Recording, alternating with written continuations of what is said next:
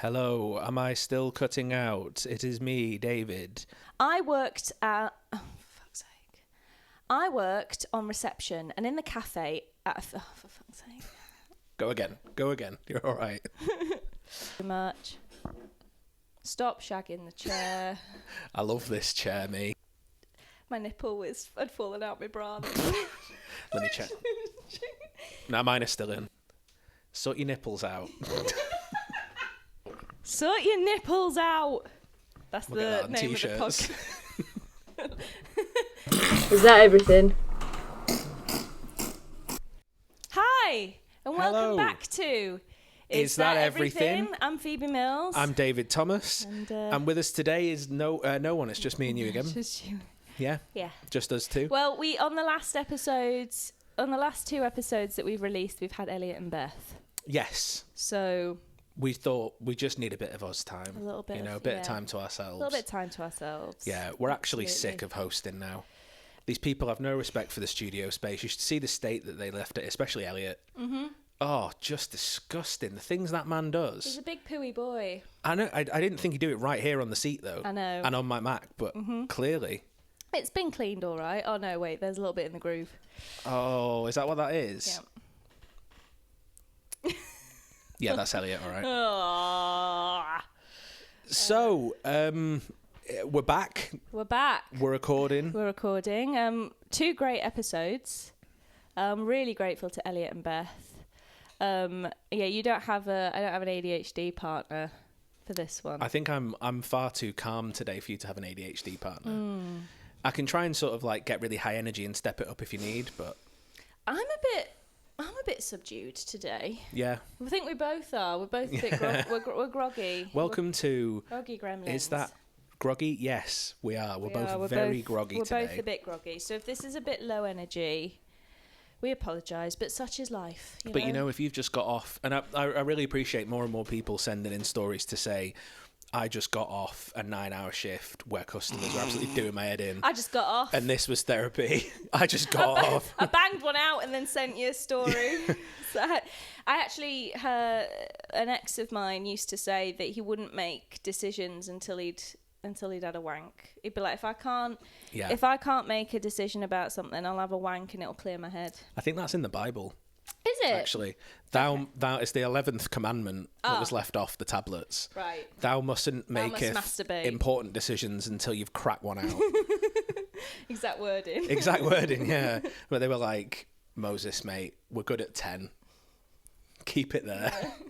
Numbers 11 to 20 were just all about wanking. Yeah, literally. Thou must masturbate before making dinner. Thou must... After making dinner. Yeah. But not before making love, otherwise you won't be able to. As it was shown in the In-Betweeners series 3. Are you on commission? I don't know. I think that's the second time in this podcast I've mentioned In-Betweeners. Yeah. I did recently rewatch them all to see if they hold up. Is this to try and discreetly get James Buckley on the podcast? Because you've seen his podcast is doing very well. Yeah, that's it. Is that what it is? Yeah, it's getting on. Well, James, if you're listening. I don't have any of them on, to be honest. I reckon all of them would be good crack. Good cracking one out. So, as I was saying, I love all of the nice comments people are sending in. Yeah. Don't bring this back to wanking Okay. for like a minute if you can help it. I'll try. 1 minute on the clock. Okay. No wanking for a minute. So, when people are really just pounding out these comments over to us, it really just makes me feel good. You know, at the end of it all, when I've read it and I'm finished, it just feels great to read all of these comments that you guys have just spent so long just working hard and fast on, because you've had a long, hard shift. You've been coming and going. You all right? Yeah, no one's going to send us comments in anymore. No one's going It just sounds like we wank to the comments now. We masturbate to our own egos. Yeah. But I think, where were we going with this? The fact that we're so groggy, people will probably appreciate that if you've just got off a big, massive, horrible shift. Yeah. You've had a big fat wank. Yeah. You've tuned into the podcast. And we're just as groggy as you are. Yeah. You know, but we appreciate the people that have been messaging in and saying that this is sort of customer service therapy. The stuff you wish you could say to the customers. Yeah. You know, that's the Yeah. vibe we're going for here. 100%. You probably made it to about a minute as well. Yeah, I did. Proud of you. Thank you. Appreciate it. Solid minute and no wanking. God, the cleanest minute of my day. I'm not with it. I'm not with it today. Yeah. I can feel it in my bones. I'm very slow on the pickup. Well, I have got a story that I would like to start with. Okay, shall we get into the main meat of the podcast? Let's get into the main meat. Yeah. So, this might not inherently feel like a customer service story as I'm reading this out, but I feel like it's one you'll appreciate. So, this came through on Instagram. When I was 18, I had this great group of friends, some who I still keep in touch with today. And whilst we were all, quote, adults, we still very much acted like children on the odd occasion. One day, we had all completed our A-level exams, and we thought, this is our last chance to cling on to a bit of our youth. At 18. So we decided to go to a children's park to play. It was a great park, swings, slides, rocking horse, etc. But the main feature that caught our eye was this spinning log that you had to try and get across. I know exactly what this story is. I know exactly what this story is. Who the fuck sent you this? So this comes in from Sarah Smith. And I was wondering at what point you would peg that this was... this is about Phoebe, for people listening. I'm going to read it now that we're aware of what it is. One by one, we tried but failed to conquer the log. And we were about to give up when we heard a voice from one of the group say confidently, "No, guys, you're doing it wrong. This is how you do it." Said member of the group approached the log with the confidence that we all knew and loved, took a breath, and began to run over the log like Simone Biles going for gold. Things were looking great until halfway when they lost their footing, flew high into the air, flipped over 180 degrees and landed on the ground. The whole thing happened in slow motion. We all fell about laughing, including the one who dropped, quote, like a sack of potatoes. However, something was then very wrong, and it became clear they were in a lot of pain. So much pain. The five of us walked them to the hospital and sat with them and waited, concerned for our friend, but still giggling at what we'd just witnessed. Their dad came to collect them and definitely did not see the funny side, as I struggled to contain my laughter whilst explaining to him what had happened. But luckily they got away with a broken collarbone and bruised pride. If it's any consolation, their sling looked lovely with their dress at our Year 13 leavers do. I hope this person's still doing well. They certainly seem to be. And thank you for keeping me laughing for the last 12 years every time I go to the park. Brackets, I have a daughter. I'm not weird. She is weird. Yeah. So I'll let you kind of respond to that story. I feel like you've got a real personal tie to it somehow. Yeah, my hands are sweating. Look at that. Oh my God, I don't know if the people watching, I don't know if you can pick up just quite how sweaty your hands have become, but bloody hell, that really did bring it out of you then, didn't it? Oh my God. Wow. The embarrassment, but also the funny side of it.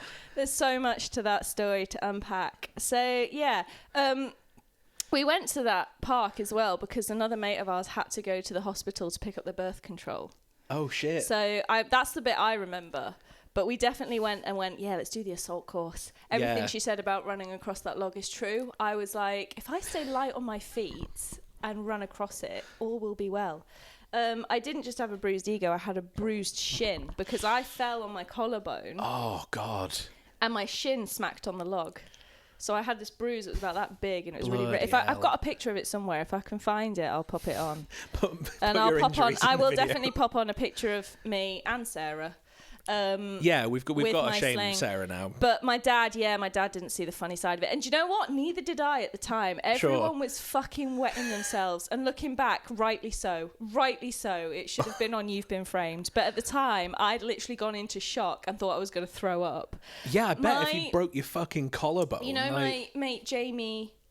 yes, yeah. He came in with me and he was also trying not to piss himself.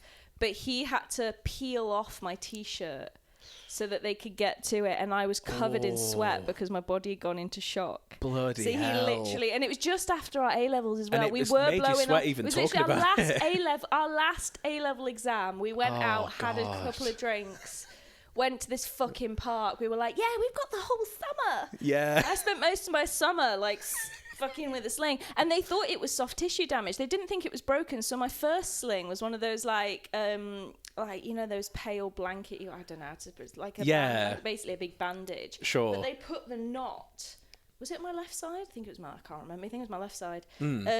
They put the knot for that sling right on where the break was. And then when I went and had an x-ray because they took an x-ray, they were like, we think it's just soft tissue though. And then they got back 2 days later and went, oh, you've broken it, you need to go to A&E. Shit. And the knot that they'd put to tie the sling had been pressing into my break for 2 days. Oh God, that makes me feel funny. I can't imagine how that felt. And then we had our levers thing, and I had to find a dress, and that whole part of my body had swollen. So half of my body was swollen. So I had to find a different size dress. Oh, my bloody dad hell. was the one who came shopping with me. Props to my dad for all of this. Helped me try on dresses. At 18, he was the one that really, because I couldn't move properly or anything, so he had to help me try it. So basically I just had to pick a dress that stretched over my swollen body, didn't aggravate my collarbone. Oh God. So I went for this navy thing that went with my navy sling.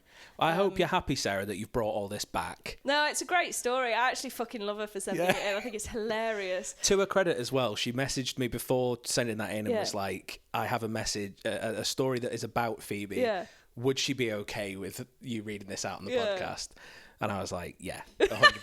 Yeah. I'm just disappointed that at no point in that story did you like massively shit yourself. No. Because I really thought that was coming. I thought I was going to throw up. I genuinely thought I was going to throw up. But I did not throw up. But all of them were really, and my dad was like, because I love my dad, but his response in any kind of crisis is to get really angry and then see the funny side of it, most of the time. It's peak dad behavior. It's literally like, what's happened? And he just got a call from me being dad. I've just had a fall. And he's just like, for fuck's sake. Like, he's like, you've just spent all this time doing your A-levels and now you've buggered yourself up for summer. Yeah. Like, what have you done? Because he is right. And he was just like... But yeah, and they were, and I felt really sorry for them to deal with my dad, because when my dad's grumpy, it can be quite intimidating. I love you, Dad. I know you as a big soft. Shout out to your dad. But when you're grumpy, you're a 6 foot ex-Marine. Like, you don't want to be faced with it. But yeah, no, it was so funny. And afterwards I could really see the funny side. But during it, she's right, I was just like, in so much pain. That was brilliant. I love her for sending that in. That's very funny. Nothing to do with customer service. But no, at the absolutely same time, not. But I had to get that out at the top. Story. You know, I thought you needed to hear that. Yeah, no, fantastic. And then my ex-boyfriend at the time, my boyfriend at the time, he was obviously now my ex-boyfriend, we were going for a bit of a rough start.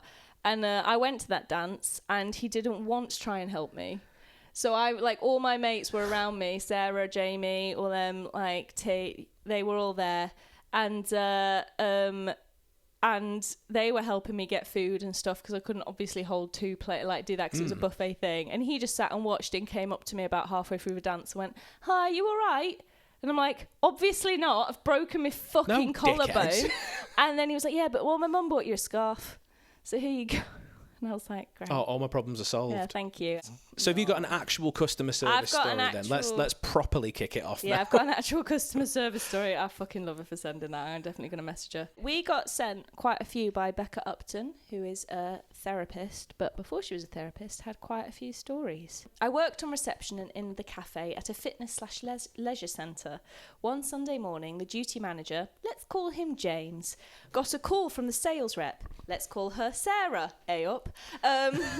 who was about James to and start Sarah, her very generic names. Yeah. No offense, Sarah. Who was about to start her shift, saying she was stopping at McDonald's on the way to work and did he want anything. I overheard James telling Sarah no thanks to the Mackeys, asking Sarah if she was okay, then asking if she was okay driving, but in a jokey, chill kind of way. James was a pretty chill guy. Right. After the call, he told me she was still tipsy from the night before. She'd been at a house party drinking till 5 a.m. It was currently 9:45 a.m. now. He said He said, she's definitely not safe to be behind the wheel. She was slurring her words. That's a bit more than tipsy, I reckon. Yeah, fucking hell.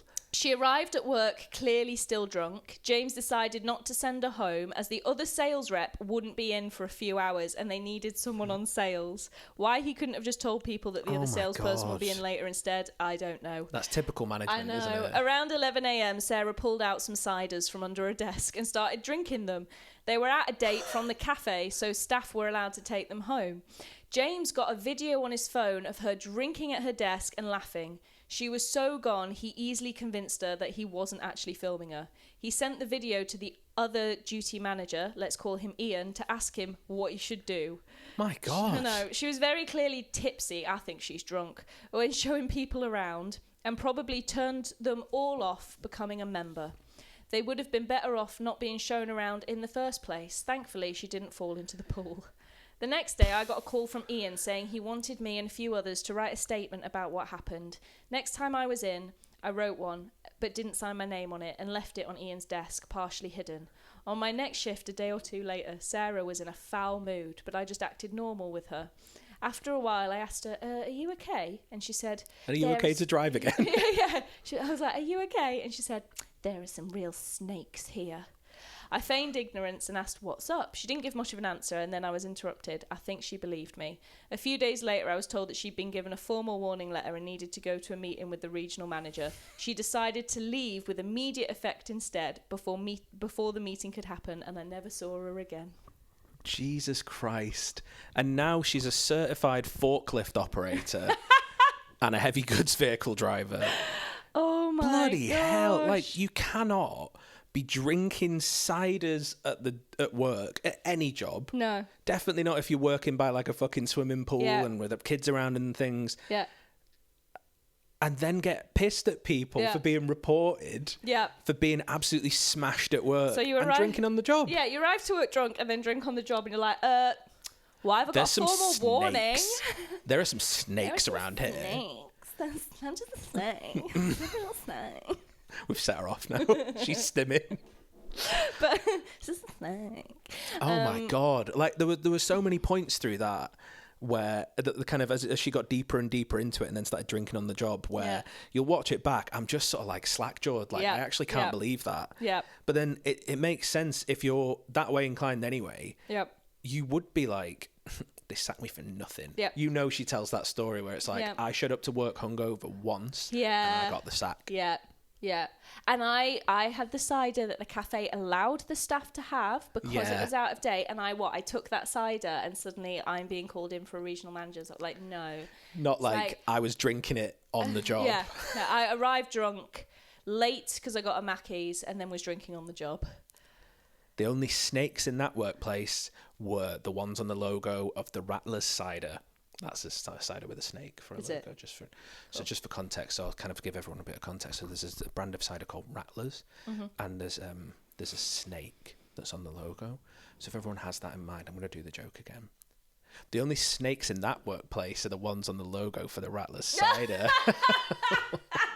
Great.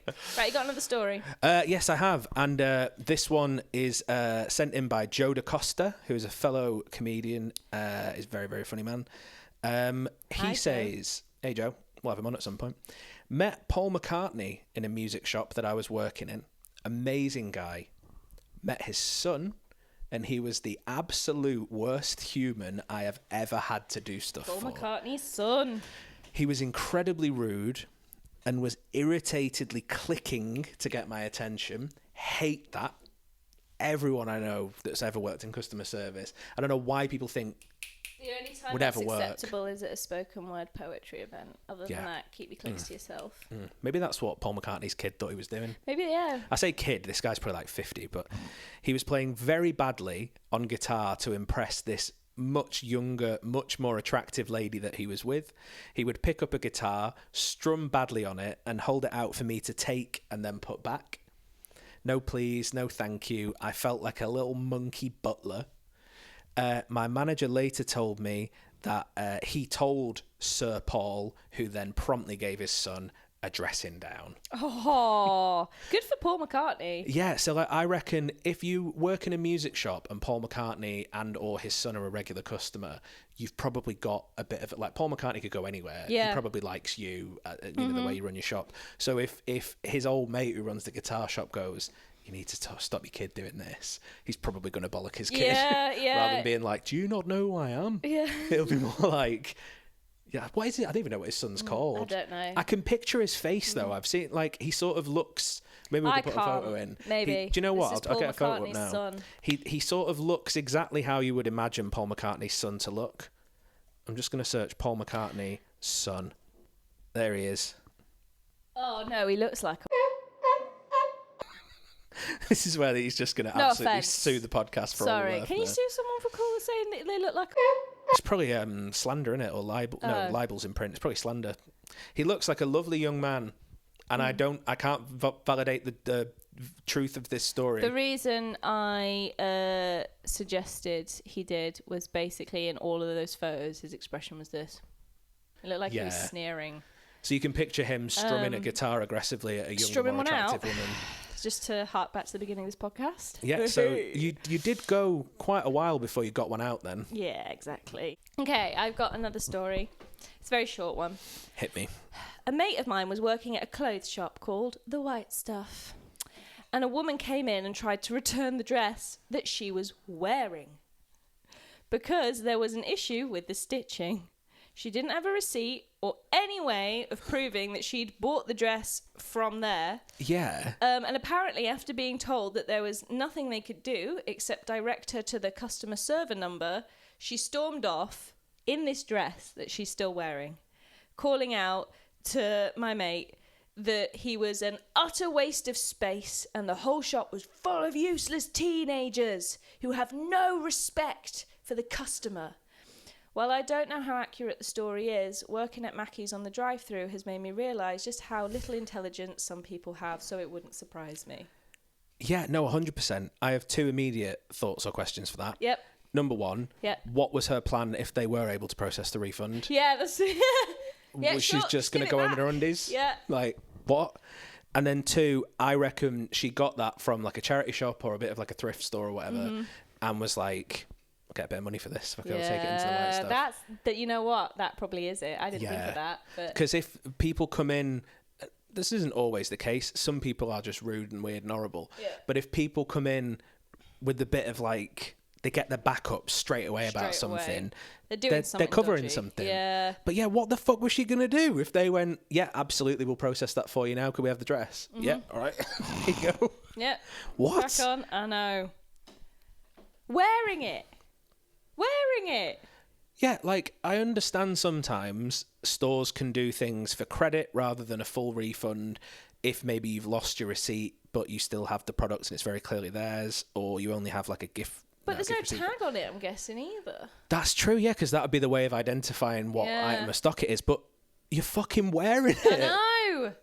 That's a new one. I've never heard that. I know, that is new. That's mad. Yep. Right. Wow. Your turn. Okay. So this is my last story that I've got now. At my old job, brackets, same company, so keeping anonymous, I used to install white goods, ovens, put TVs on the wall, etc. Went to a job one time to install an integrated dishwasher, and the customer's current electrical setup wasn't to industry standard for safety. Therefore, we had to tell the customer that we couldn't complete the job. Can you imagine if that was the end of the story? Until they'd had an electrician come and do some rectifications and stuff. They were not happy. Started arguing with us and shouting, saying we just need to do it, and they've been waiting weeks. And I get it, it's annoying. You've been waiting for this dishwasher, blah, blah, blah. We apologised for the inconvenience, but said it's our asses if we fit the dishwasher and it faults or causes damage. Worst case, it catches fire. So I absolutely get where these guys are coming from. They're professionals. They're just doing their job.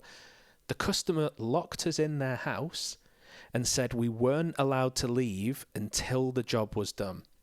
We threatened to call the police if she didn't let us leave, but eventually decided it was just easier for us to complete the job and then to file a report later on, washing our hands of it and saying what had happened. She was promptly then blacklisted from purchasing products from the company that we work for. Well, yeah, damn right. And I don't know if, the thing, and hopefully we'll get a follow-up on this, I don't know if it did then catch fire, if it flooded, if it kind of affected her place. I don't know. But imagine locking workmen in your house and being like, install my dishwasher now. Oh, my gosh. That's insane, isn't it? Like, what? Yeah. Like, you can't leave. It's like Hansel and Gretel. Like, yeah. Next, you're getting in the dishwasher. Yeah. No. I don't know what I would have done. I mean, to be fair, I guess they did the sensible thing of being like, we're not going to rile her because she's clearly a little bit unhinged. Yeah, something's not right. Let's just pander to it so we can get out and then deal with it. I do understand that. Although there would have been a part of me that would have just been absolute bloody minded about it and been like, you want to lock me in? I'm going to smash one of your windows and crawl out of it. Yeah. Or sit down, put the telly on. Yeah. All right, cry. Make me some. Put the kettle on. Yeah. You can wash up after. Because you're not getting a fucking dishwasher. Hey. Yeah, go out and I'll get you some fairy liquid for now. Yeah. Yeah, bloody hell. Oh my gosh. Locked? Yeah, literally lock them in. Nah. So I can only imagine it's the kind of thing where then the company would have got a call being like, your workman did a shoddy job and it's flooded. Your dishwasher's flooded and ruined my kitchen. Yeah. Yeah. We told you it wasn't up to standard. Yeah. You locked us in and insisted we did it anyway. Yeah, exactly. You fucking nut job. Oh my gosh. Yeah. Man, this is the thing, going to people's homes to do things. Yeah, like, I've never had a job where I have to go into people's homes, but there's some shit. Dog Dan training. the plumber. I will have to. Oh God, yeah, of course. Yeah, when I proper start doing it. You'll have some stories, I'm sure. Yeah, I'll bring it. But it's like, that is something that I think, I do think, like, if I've ever had to, because obviously I've gone to, like, people's houses for, like, singing or acting coaching or something like that. But yeah, I think it'll be, like, send the address to a safe person. Yeah. I think everyone should do. But then if you've got a company like that, that'll have other employees on it. Yeah. I remember when I was a teenager, I got offered a job by other teenagers, basically girls in my year. One of them ended up on the sex offenders list, so there you go. But they said to me, they were like, Phoebe, we're trying to Can you legally say what this job was? No, because it never happened. But they said to me, we're going to set up a website where we would really like it if you could be one of the girls on it, and you like go to these guys' houses, and you just hang out with them. You don't have to have sex with them, but like you just hang out with them, and like we like provide them company and stuff. So it's an escort service. Basically. They're like, would you be interested? And it'll be all safe because we'll have like all their details on our website and stuff, so like we'll know where you are, so it'll be totally safe. Like that guarantees safety. We'll make sure that it will be fine. And I remember looking at them at 16 being like, yeah, no thank you. Should we do one more story and then top and bottom? Let's do it. Okay, so this is sent in by my mate Sean. During my first job out of uni, I worked for this media company, and one of the guys there sent a leaving email to every media agency in London, every magazine, every TV production company, saying, I wish I could say I've enjoyed my time at this company, but I can't because of this one person. Oh, and then went on a tirade against his manager, about how unprofessional he was. He listed all the racist and misogynistic things he'd ever said, revealed how he interviewed a girl, took her out for food, and then brought her back and shagged her in the office, and then stated many more horrendous examples of his behaviour. The email went viral. It was trending on Twitter. We fucking hate Twitter, but still, that was Twitter in the back. Wired magazine wrote about it. Brands tweeted about it. And in the end, the manager had to leave the company. All right, fair. Do you know, that took me on a bit of a roller coaster with that one, because I thought what we were getting to was like, this guy left the job and was like, fuck this place, fuck these people, and just burned every bridge. No, it was his manager. He was literally dealing with so much crap from this guy. Jeez. Apparently. And then like literally just went, right, well, I'm off then, and here is why. Boom. And then sent it to all of the companies within that like medium, and then just went, literally mic drop. I respect it then. If that guy is genuinely, like he said, racist, misogynistic, like abusing his power and sleeping with like interviewees and stuff. Yeah, in the office. No, fair play then. Yeah, and I'm glad that actually got rid of that guy from the company. Yeah. What a dick. I know, oh my God. I know. That's a bit of social justice in the end then. I wonder if we can find it. If we can find it, I'll put it on. Yeah, we'll link it. Yeah. So, Is that everything? I think it is. Yep. Should we get on to top and bottom? Yeah, let's get on to top and bottom. So there will be a point where I sort of will have to stop explaining the rules to top and bottom. But if you are a first-time listener, this is a game where I'm going to spin a wheel of categories, and whatever category it lands on, me and Phoebe are going to give our top and bottom answers. Yeah. Let's spin the wheel. Yeah. Hairy celebrities. Hairy celebrities. Robin Williams. Yeah, that was a hairy man. He was a hairy man. That was a hairy man. Yeah, he's not anymore. No, but that. Yeah. All right, yeah. Just like as a statement, he's not a that. Is like, that hairy? Like that was His a hairy pronouns were man. that and Yeah, that and they. that and this. That and those. Robin Williams is a solid answer. Yeah, I love top hairy celebrity, Robin Williams. And you were straight in with that as well. Yeah, because apparently he was a very hairy man. Yeah, no, he was. I mean, he was. Yeah, you're a hairy man, aren't you? I'm actually smooth below the neck. Are you? No, I'm not. I am. Who's got time for that? You know, I'm not an Olympic swimmer. Just keep it natural. Yeah. So me. There you go. Who's your bottom hairy celebrity? Hairy bottom celebrity. I'm trying to think. Who are hairy celebrities? Are we like going like long, luscious locks? Mm-hmm. I think I've got answers. All right, you go and I'll think of my bottom. So my top, Robin Williams is such a solid answer that you've thrown mine into doubt now, but I think my top is Jeff Bridges. Is he a hairy? Yeah, yeah. He's I guess he's long a hair, hairy. beardy Yeah, man. yeah. The dude, like Tron Legacy, I absolutely love. Him and Robin Williams did a phenomenal film together as well, just to put people on, called The Fisher King, directed by Terry Gilliam and Monty Python. Watch it, it's brilliant. Two fantastic hairy celebrities in a brilliant film. My least favourite does have that Tron connection to Jeff Bridges. Jared Leto. Do you know what, Jared? Were you going to say Jared Leto? Thing is, he's so hot. But I don't even think he's that hot. He's beautiful. I think he's quite scary looking. He has beautiful eyes. Yeah. And I loved him in Dallas Buyers Club. No, he's great in that. He's brilliant in that. I will give him that. But everyone I know who's ever worked with him has said what a dickhead he is. Well, from fucking Morbius, he did that method acting where he didn't walk and people had to... The crew... Do you not know this? No. The crew had to lift him on and off the toilet, and he was like taking 45-minute toilet breaks because he was behaving as if he was the character who initially is disabled and had to be carried on and off the toilet for a Sony fucking B-movie vampire film that flopped at the box office. Also, what he did with Suicide Squad as well, for Sending people 5 used minutes. Condoms Yeah, like and 5 minutes rats. of screen time. Yeah. Yeah, no, to be fair, that's a pretty solid one. Because I was thinking he's my bottom. But he's also like a beautiful, talented man, and that's it's one of those things, isn't it? Where you're like, oh, I'm so conflicted, and can I separate the art from the artist? I don't know, but I wouldn't want to run in with him. Like I wouldn't want. Nah, I wouldn't want to be stuck in a lift with him. No, you wouldn't. Not as a woman as well. Because he's had a fair few allegations against him. Yeah. As well. And so he's a bit of one of them. So I would probably put, as talented and pretty as he is, Jared Leto. We've both got Jared Leto firmly as at the the bottom. And then Robin Williams and Jeff Bridges at the top. Yeah, there you go. Cool. Solid answers. Nice. Shall we read out some comments? Yeah, absolutely. You start by all means. I've been looking at the Spotify comments because we get comments on Spotify, and I like it when we get comments on Spotify.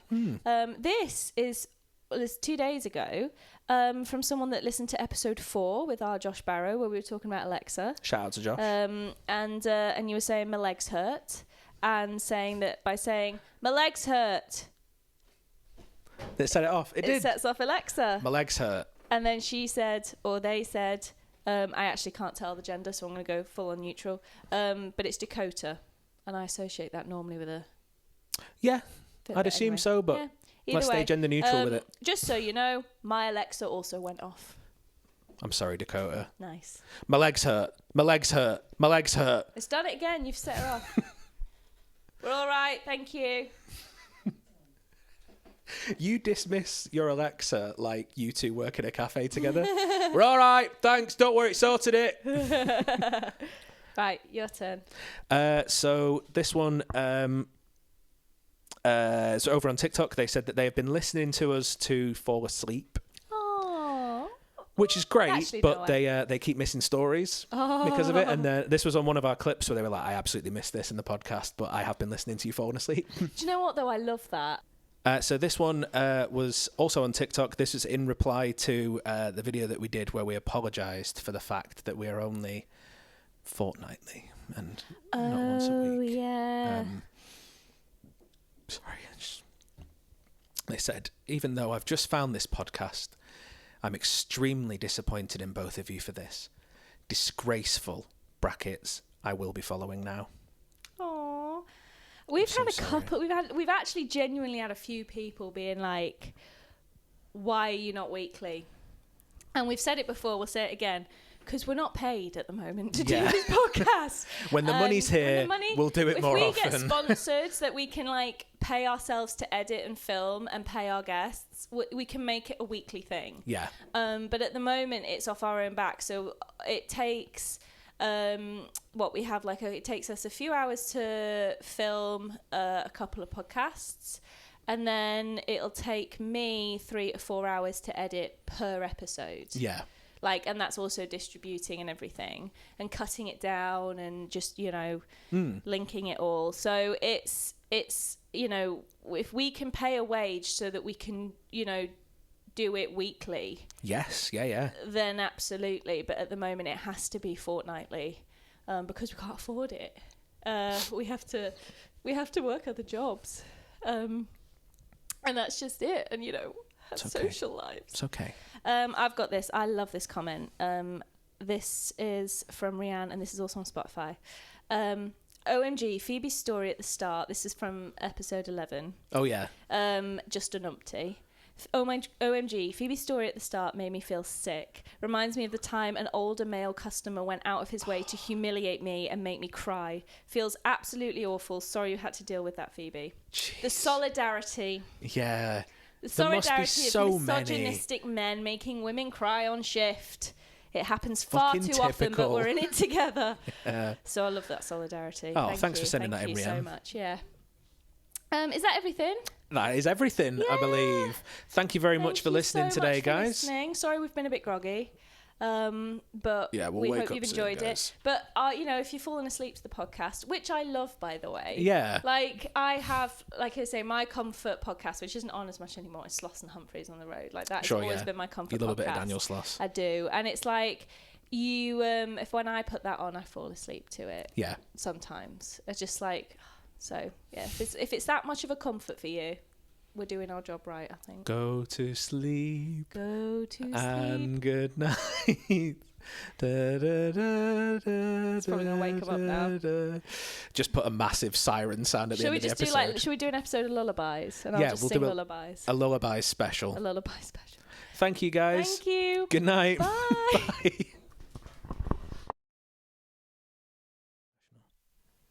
I've got a very short one.